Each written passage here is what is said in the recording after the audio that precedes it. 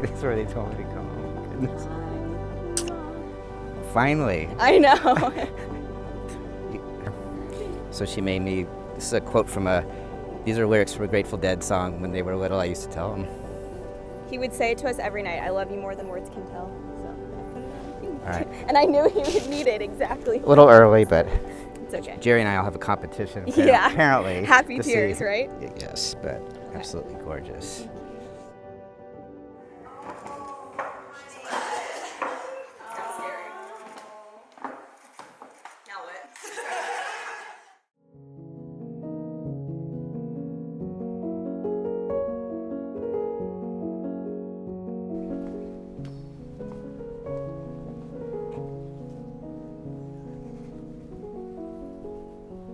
Oh my God. Oh my God. This is it. You've been waiting to show this to me for years. You said you've been waiting to show me this to me for years. So good. It's freezing. You look beautiful. Can't believe it. My God. Turn around. Give me a spin. Okay. Wow. You look beautiful. You look very dapper. Thank you. You look so handsome. I like the shoes. Yeah, you look great. Feel good? Ready to go? Yeah. Fired up. Ready Let's to do go. it. Okay.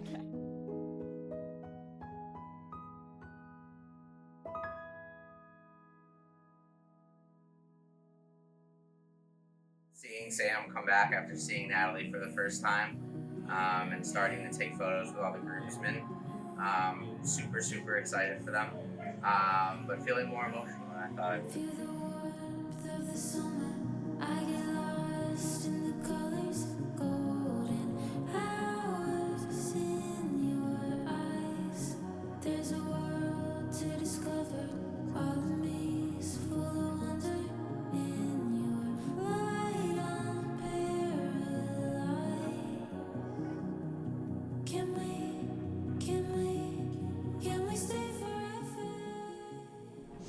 Natalie, I have so much to express to you in these vows.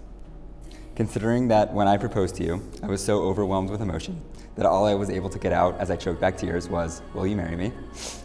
This is gonna be easy. I want to talk about one moment in particular that I will always reflect on as the moment I knew that our relationship was real and that we had a future together. It was early September 2019, just in the beginning of our senior year at Carolina. We had just spent an entire summer together, living across the street from each other, taking hiking trips to Hanging Rock, really getting to know each other's friends and roommates. You even took me to your favorite city, Chicago, and showed me the place that you said you wanted to live one day.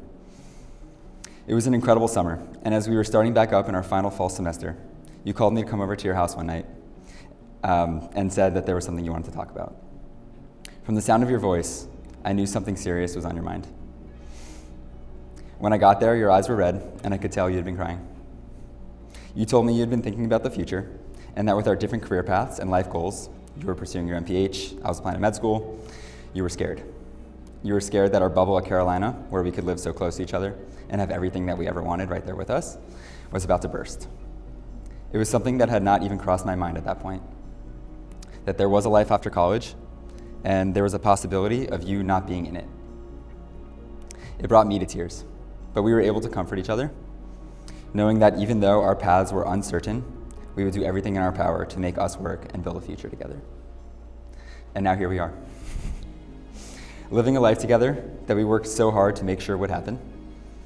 During our postgraduate long-distance stage, with COVID limiting the number of visits that we could see one another, you wrote me letters, and yes, I've kept every single letter you ever wrote me. In one particular letter, you wrote that you were learning how to be happy without me physically being there with you at all the time. And that one thing that was helping was realizing that we were both chasing after the careers that meant so much to us while managing to continue to grow together in our relationship. And 4 years of living together since then, those words ring truer today than ever. You've never wavered in your support of me and my career, even if that required you to move to Miami, which we all know has been difficult for both of us. You have gone above and beyond to be there for me anytime I have any self-doubt. You are my rock. You are a woman of action and not just words. You are always finding little ways to make me feel special, and I only hope to be able to make you feel as loved as you make me feel every day. With that said, here's what I promise to you. I promise to treasure every moment that we will have together as husband and wife, to remain patient, to come from a place of understanding, and never rush to anger or judgment. I promise to give you everything that I have, to be there for you when you need a calming presence, and to still find ways to surprise you when you least expect it. And I promise to love you unconditionally, in good times and in hard times, forever and always.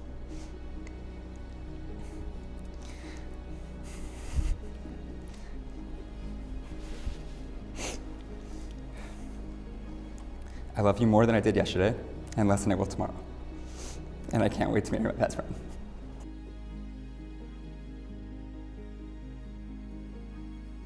I wasn't the girl who grew up dreaming about her wedding.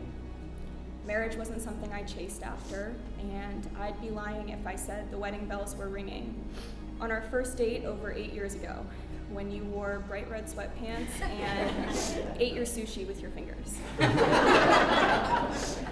As a girl who was raised to have her own voice and to be independent, I fought the idea of marriage and partnership for a long time. But since that first date, you and I have lived a lot of lives together. We've celebrated our proudest accomplishments, we've grieved together, and we've spent countless hours talking about our hopes for the future. If the past 8 years have taught me anything, it's that life can be very, very uncertain.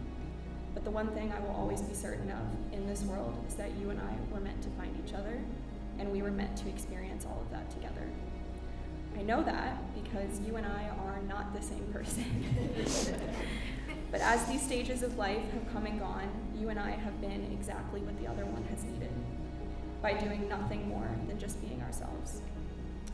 Most importantly, you saw that fear I had instilled in myself about having to sacrifice independence for partnership, and you took every opportunity you got to prove me wrong.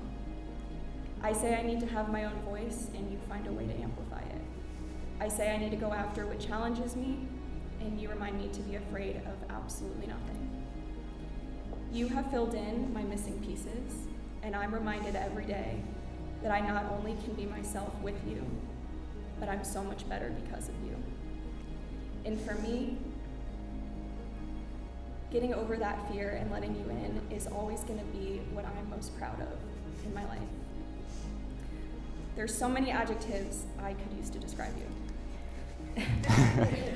Oh boy.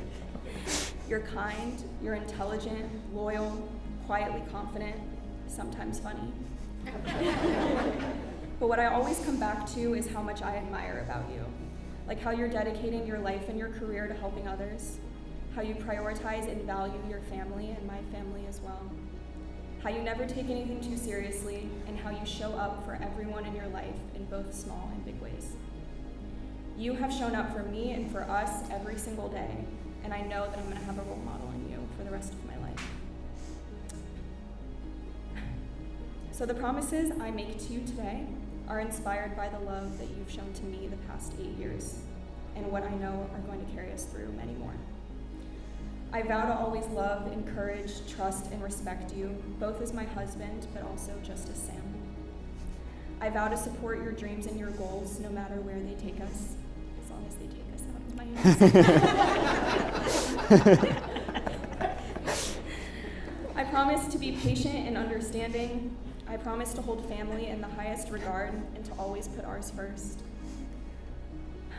I promise to live and die by every single Carolina basketball play with you, no matter how important the game is, and to always be ready to defend the noise complaints we inevitably get in the month of March. I vow to be the person you want to spend your best days with, but also your worst ones too. And I vow to not just tell you how much you mean to me, but to show you in my actions every day. If I had known I would have found a love this easy, I would have married you the day I met you. You make me feel calm, alive, refreshed, whole, and in the deepest, most genuine state of peace. And I can't wait to spend the rest of our lives there. I love you.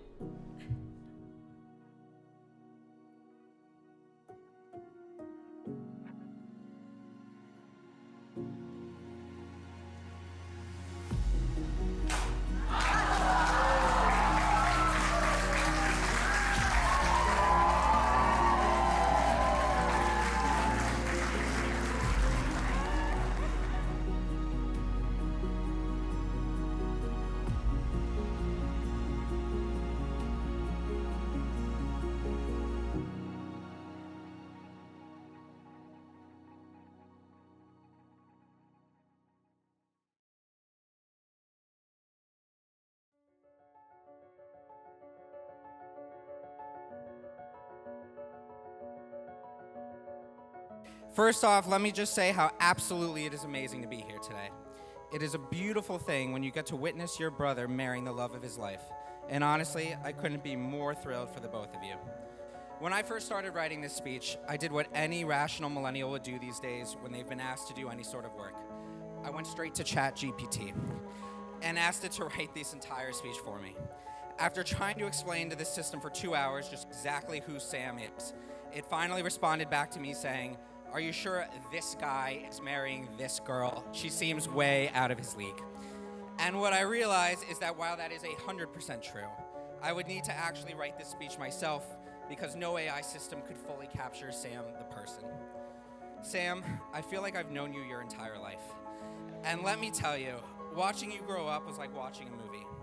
Fast forward to COVID 2020. Most people sat around binge watching Netflix and stressing about the future, but Sam being Sam decided the best way to survive a pandemic was to move in with Natalie in Chicago.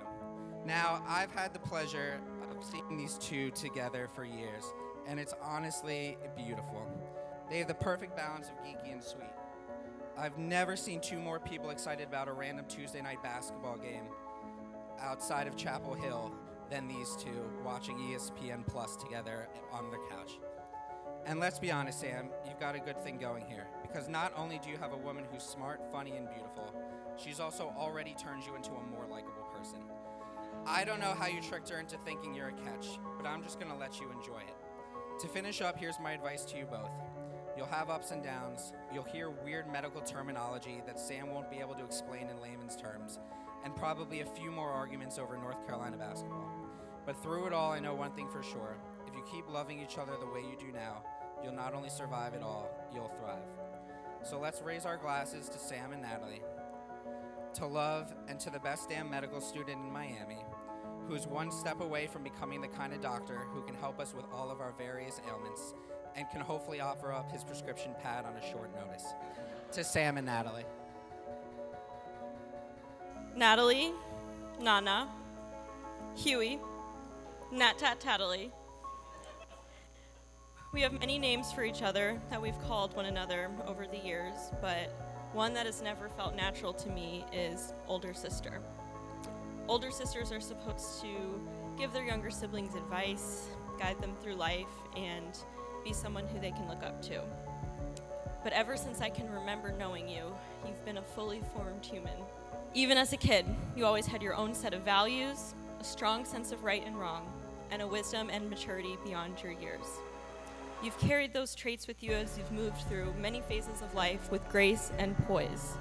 And even if I don't have a traditional big sister role, I have something better, a trusted confidant and a lifelong best friend. I love you. Sam has always been the classic perfect child. He just seemed to understand things that others didn't.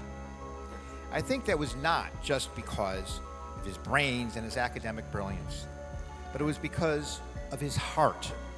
I am quite sure that Natalie, being the very astute young lady that she is, recognized this important trait in Sam back when they were together at college students together at UNC. Because Natalie shares and appreciates that quality, I know that it must have been a key reason, Natalie, that you fell in love with Sam in the first place.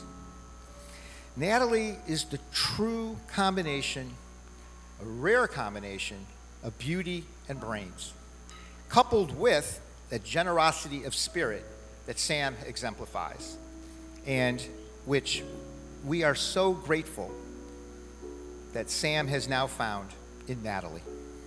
So please raise your glasses for this very special couple as they embark on that beautiful life that they will share together as husband and wife.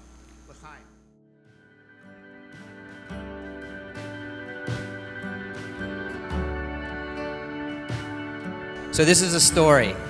The story is about dominoes. And the first domino, first and foremost, I'd like to thank the University of North Carolina Admission Office, who in their infinite wisdom chose our beautiful daughter Natalie to become a Tar Heel. That receiving the news of her acceptance would not only change her life, but the the life of her sister Danielle, her grandmother Momo, and eventually the lives of Michelle and I. Domino number 2. Danielle was offered and accepted admission into Duke University School of Law. We cherished the brief time that our daughters were only 11 miles apart along Tobacco Road and made those parent weekends turn into special family weekends. Domino number 3, enter Venus and Sam into our lives. And yes, Sam in that order of importance. Domino number 4.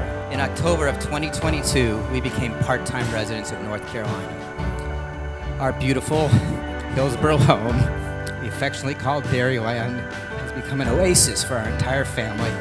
The 5th domino to fall took place in June 2023 when Natalie and Sam were staying with us at Dairyland for a brief respite from life in South Florida. Natalie had just left the house to see some friends in Chapel Hill. We thought it was odd that Sam didn't accompany her. We knew something was up. It was at that moment that he asked us for permission to marry our daughter. We joyously granted his request to become our future son-in-law. This leads us to today. Please, please cherish this moment. So before I let these dominoes fall, let's all raise a glass and celebrate to the newlyweds. And this will be my cue to the band, which I've worked out. It's time to let these dominoes fall and let the games begin.